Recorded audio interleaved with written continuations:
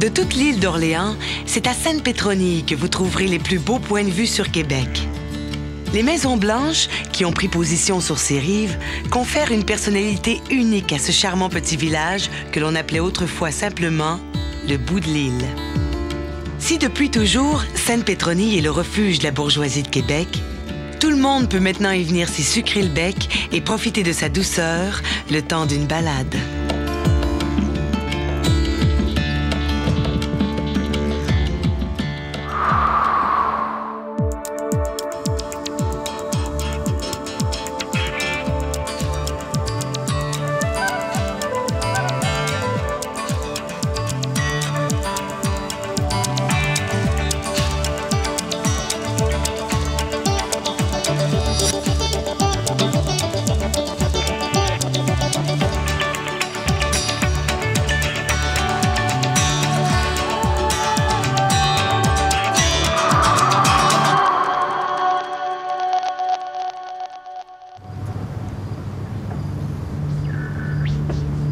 Je m'appelle Marie-Andrée Turgeon et je suis aubergiste depuis 7 ans à Sainte-Pétronille. Mon nom est Claudine Naël, je suis étudiante et j'habite depuis ma naissance à Sainte-Pétronille. L'île est un milieu de vie extraordinaire, c'est-à-dire que la tranquillité des lieux, la proximité de l'eau, la proximité de la ville pour avoir tous les services. Je trouve qu'il y a une belle ambiance, le monde a tout le temps l'air de bonne humeur, heureux, ce qui fait que c'est le fun de rester ici. Je suis Bernard Dagenet. Je suis arrivé à Sainte-Pétronille il y a déjà 30 ans. Nous sommes le seul village de l'île qui a gardé son boisé dans le cœur du village. C'est un bijou à partager. Je m'appelle Madeleine Poulain et je viens passer mes étés à Sainte-Pétronille depuis à peu près 1976. Pour moi, c'est comme un refuge, un cadeau, une vacance. C'est un petit paradis. Ce que j'ai trouvé le plus dur de Montréal, c'est le bruit. Quand je suis revenue sur l'île puis que j'ai pu réouvrir mes fenêtres puis d'entendre les oiseaux le matin, d'entendre la période des amours des crapauds qui chantent la nuit, c'est extraordinaire. Berceau de l'Amérique française, l'île d'Orléans a accueilli plus de 300 familles souches. Sur cette île d'à peu près 7000 âmes, la splendeur des panoramas maritimes rivalise avec l'authenticité des paysages agricoles. Située en plein cœur du fleuve Saint-Laurent, à quelques kilomètres à peine de la ville de Québec, l'île totalise 34 km de long par 8 km de large. Sainte-Pétronille est située à l'extrémité ouest de l'île. Avec ses 4,5 km², c'est la plus petite des 6 paroisses que l'on retrouve sur l'île d'Orléans.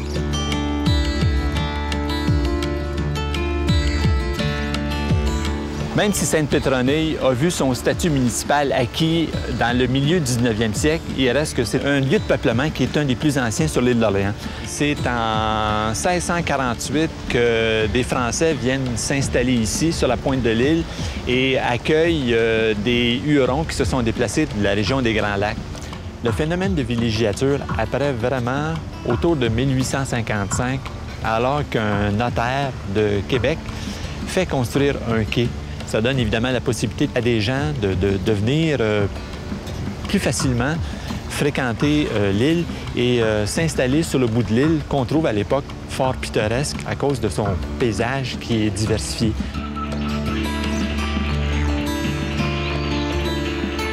Un autre élément qui va consolider la caractéristique de villégiature du village, c'est l'apparition de son golfe dès 1868. Il semble que ce soit le premier golfe qui a été construit en Amérique du Nord. Il est construit à l'initiative d'anglo-saxons qui fréquentent l'endroit. Il domine en fait les environs. Il est situé dans un site tout à fait charmant avec un relief légèrement accidenté et ça fait un golfe qui est tout à fait original. Si on considère aujourd'hui que Sainte-Pétronille est un des plus beaux villages au Québec, mais aussi un des plus beaux villages sur l'île d'Orléans, c'est parce qu'il a conservé ses caractéristiques de villégiature qui sont tout à fait différentes des autres villages de l'île. Il a conservé sa trame urbaine ancienne, sa petite route sinueuse qui nous fait découvrir constamment des points de vue différents, qui nous permet d'avoir des percées visuelles sur le fleuve Moi, ça me fait penser à une sorte de ruban de dentelle qui complète finalement le bout de l'île.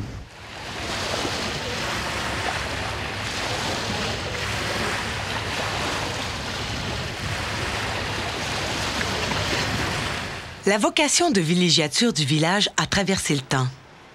Sur les 1100 pétronillais que l'on peut compter, plusieurs sont des résidents secondaires. Mais il reste encore quelques gens issus d'une des 300 familles souches de l'Amérique française. Mon nom est Marcel Laflamme. J'ai 47 ans et j'ai vu le jour à Sainte-Pétronille, dans la maison où je demeure. Je suis propriétaire de la chocolaterie de l'île d'Orléans. Moi, ce qui m'a donné surtout le goût de rester ici, c'est la possibilité d'y gagner ma vie. Puis la journée achève, là. Vous n'êtes pas trop tanné, là? Non, ça va bien. Là, l'atelier de production de chocolat et de crème glacée est dans le rez-de-chaussée de la résidence où je demeure, où je suis venu au monde, où mes enfants ont toujours demeuré aussi. Et à France, là, peux-tu m'en donner un, petit chocolat? C'est supposé d'être bon. Faut le checker, hein? Oui, il faut le checker. Puis, ça va faire 6 ans que j'ai acheté cet endroit ici. C'est un ancien épicerie, magasin général. On a rénové toute la bâtisse au complet. Puis, à ce moment-là, on a emmené le magasin ici. Ici, on a acheté une propriété qui était déjà commerciale depuis 160 ans. C'était le premier magasin général de l'île d'Orléans. Il n'y a pas plus de touristes à Sainte-Pétronille qu'il y en avait avant. Du chocolat, il y a peut-être, 75 % des gens qui en mangent.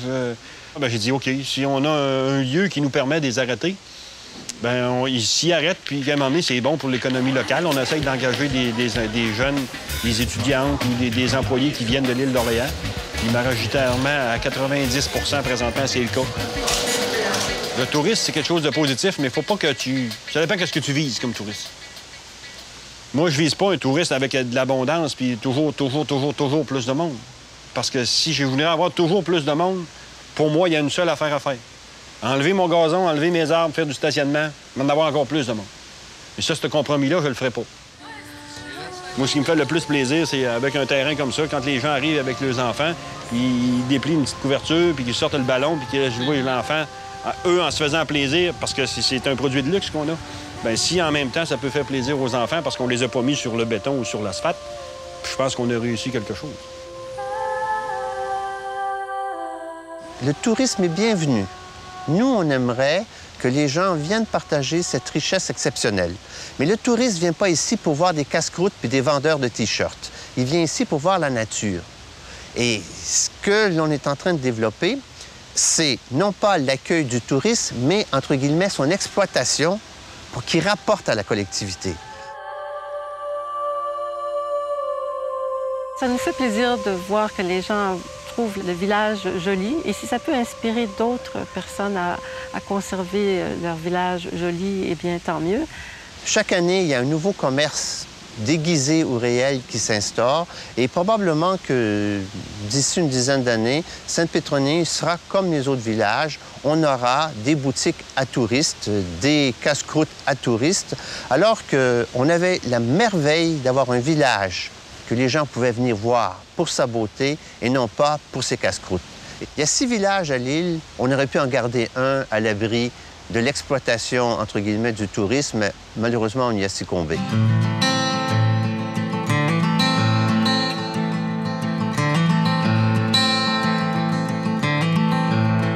Si on examine en fait le paysage villageois de Sainte-Pétronille, c'est très diversifié finalement. On peut distinguer, je dirais, 3 unités de paysage différentes. La première unité de paysage, c'est le plateau agricole. C'est un vestige de l'ancienne paroisse de Saint-François-Île d'Orléans. Et c'est pas très important dans le paysage général de Sainte-Pétronille. Ça se caractérise en fait par quelques établissements agricoles, c'est-à-dire des maisons, qui sont largement en retrait de la route de ceinture. Et ces maisons-là sont entourées de champs cultivés. Et on voit en arrière-plan, en fait, la côte de Beaupré. La deuxième unité de paysage, c'est le village lui-même. Les maisons du village sont généralement des bâtiments à caractère résidentiel, des cottages, en fait, la seconde moitié du 19e siècle principalement, mais aussi du début du 20e siècle. La couleur blanche domine, ce qui est intéressant. La troisième unité de paysage, c'est ce que j'appelle le couvert forestier, et c'est à la sortie finalement de Sainte-Pétronille. C'est une zone très, très boisée. C'est une ancienne chaînée boréale. On l'appelle ainsi parce qu'au régime français, on a exploité une chaîne là pour la construction navale. Aujourd'hui, il reste quelques chaînes, mais ils sont mêlés à d'autres essences forestières. Ce qui est intéressant, c'est qu'on a concentré dans ce secteur-là l'essentiel du nouveau développement résidentiel de Sainte-Pétronille. Et grâce à cette intégration du développement contemporain dans un couvert forestier très épais, on n'a pas de conflit entre le développement résidentiel nouveau et le patrimoine ancien qui est représenté surtout par le noyau villageois. Les gens qui habitent Sainte-Pétronille sont très fiers de leur village. Robert Martel en est un bel exemple.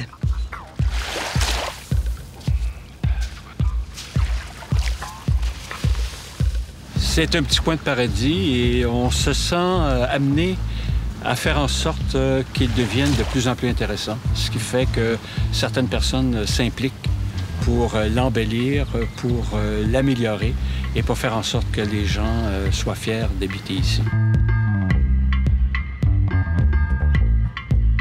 Ce retraité, président du comité d'embellissement et historien de profession, a créé bénévolement un circuit pédestre qui évoque, via des panneaux d'interprétation, l'histoire du village.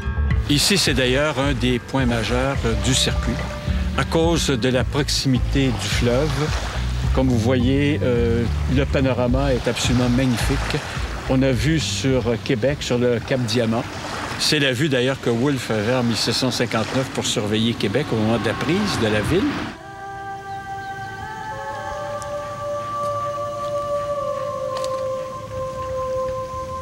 Dans ce sentier culturel qu'on parcourt, un des points les plus importants, c'est celui où nous sommes présentement, c'est-à-dire le manoir Gourdeau, toujours habité par des Gourdeaux, et qui est le plus ancien manoir de l'île d'Orléans, 1652. Il brûlera lors d'un incendie criminel en 1663, et il sera reconstruit immédiatement. Et ce que vous avez devant vous, c'est en fait le manoir au moment de sa reconstruction en 1663.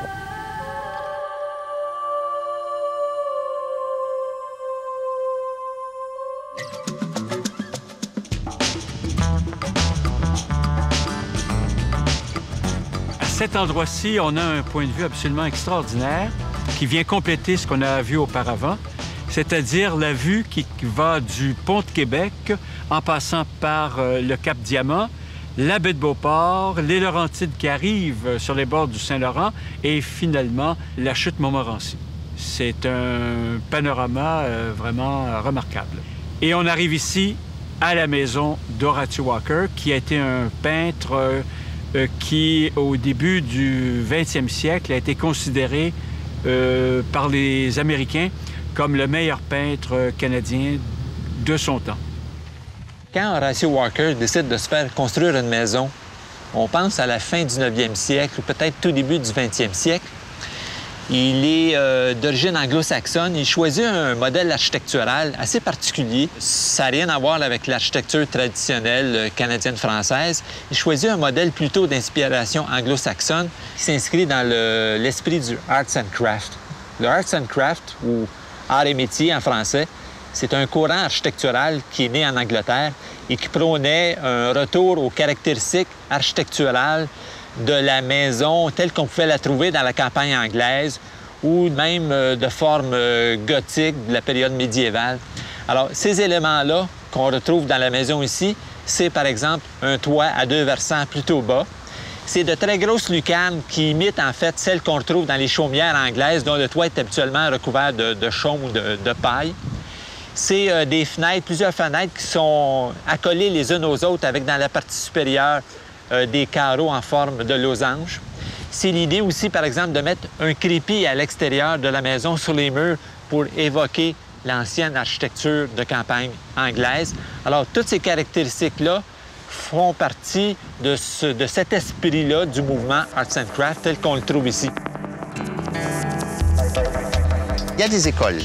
Il y a des écoles primaires avec le ramassage scolaire et le déplacement. Donc, pour le primaire, il n'y a pas de problème. Au secondaire, il y a déjà des problèmes de déplacement vers l'autre rive. Il n'y a pas de transport en commun, donc on doit s'organiser de nos propres moyens pour se déplacer. Ça veut dire que tous les parents qui ont des enfants qui terminent leur primaire et qui sont au secondaire commencent à devenir des chauffeurs de taxi. Oui, c'est sûr que les discussions familiales sont très difficiles parfois quand on est plus jeune. Je dirais que l'âge critique d'habiter à Lille, c'est justement entre 13 et 16 ans.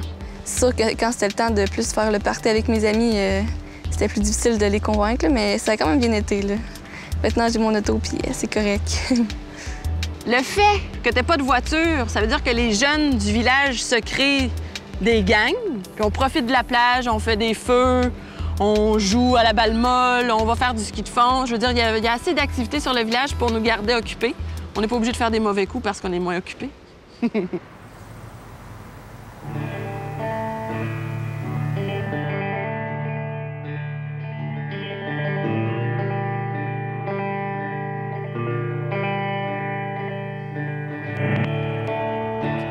Alors, mon nom est André Robillard. J'habite au foyer de Charité Notre-Dame d'Orléans à Sainte-Pétronille. J'y suis depuis 15 ans pour faire le travail d'entretien de nos maisons ici et puis des terrains, du jardin. Le foyer de Charité Notre-Dame d'Orléans, c'est une maison catholique de retraite. C'est une œuvre de laïque qui a été fondée par une dame, Marthe Robin. L'œuvre existe déjà depuis 60 ans. Il y a en ce moment quelques 80 maisons, un peu comme ici, réparties dans le monde entier. Les gens viennent ici pour une semaine de retraite, des retraites complètement de silence. Alors, le lundi soir, les gens entrent en silence. Ils sont en silence jusqu'au samedi soir.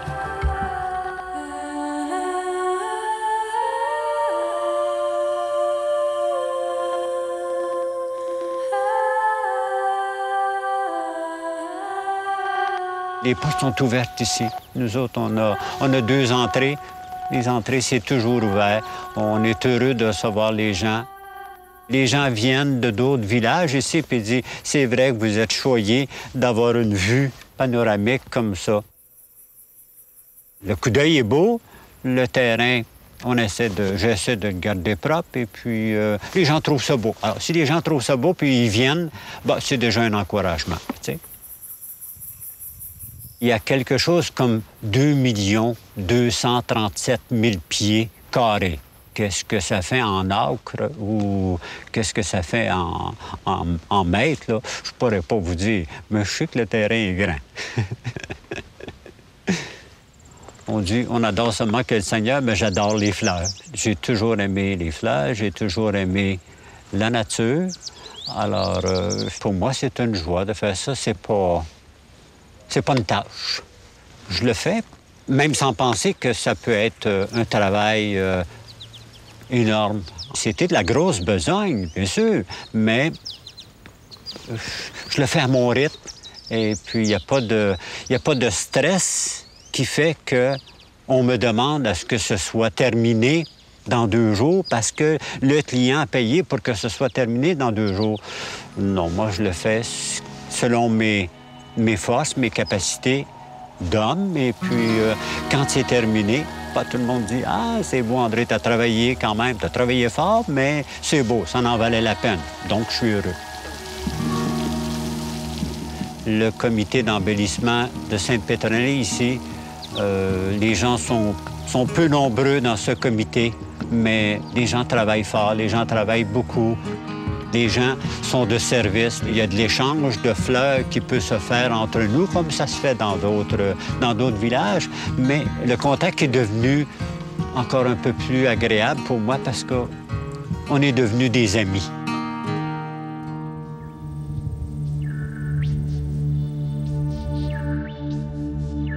La fonction de villégiature devient rapidement prédominante au 19e siècle ici à Sainte-Pétronille et ça a comme conséquence de modifier le paysage villageois tant au niveau de l'implantation que de l'architecture. Au niveau de l'implantation, parce que le paysage villageois ici dans le centre est constitué de petites anses, c'est ça qu'on retrouve sur le bord de l'eau. Et règle générale, les maisons vont se retrouver d'un seul côté de la route de ceinture pour avoir la vue vers le fleuve.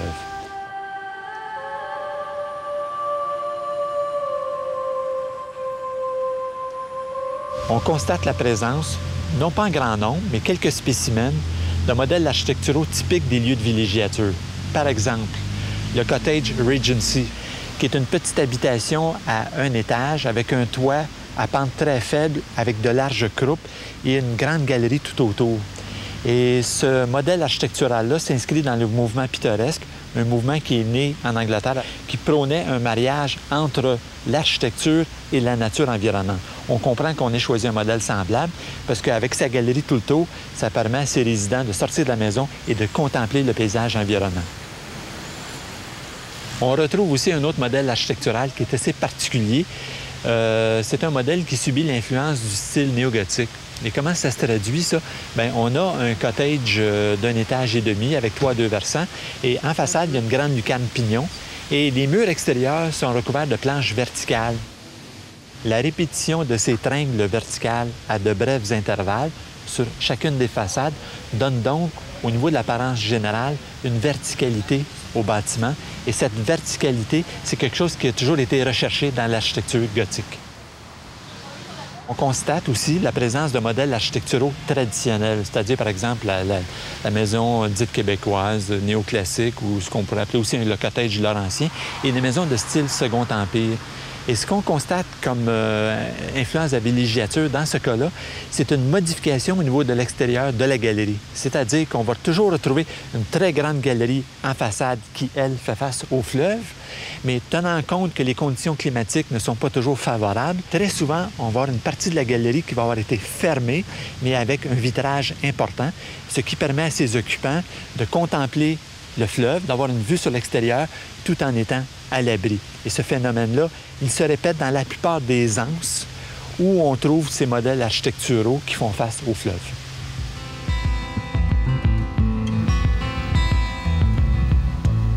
Si j'avais un souhait, ça serait que l'eau du fleuve soit de moins en moins polluée et qu'on puisse retourner se baigner sur les plages et profiter de ces espaces-là. Oui, j'aimerais bien ça, fonder une famille à Sainte-Pétronille, un mari, 2 enfants. Ça ferait bien mon bonheur. On ne peut pas vieillir dans un plus bel endroit qu'à Sainte-Pétronille. Vieillir tout doucement. Mais l'extrême vieillesse, c'est autre chose, parce qu'à Sainte-Pétronille, il n'y a même pas de dépanneur. Bien, il va devoir y avoir un peu d'imagination. Et il n'est pas exclu qu'il y ait des services de garde d'infirmiers et d'infirmières qui soient payés par des résidents pour être sûr qu'on puisse rester ici plus longtemps si des services communautaires n'étaient pas disponibles. Je ne serais plus capable de quitter mon village. Je pourrais le quitter pour 3 semaines, là, 2 mois, mais pas à long terme. Moi, je ne partirai pas d'ici compte tenu que si je quitte Sainte-Pétronille, je vais passer le restant de mes jours à rechercher une qualité de vie que j'ai à portée de la main. Donc, je préfère rester ici.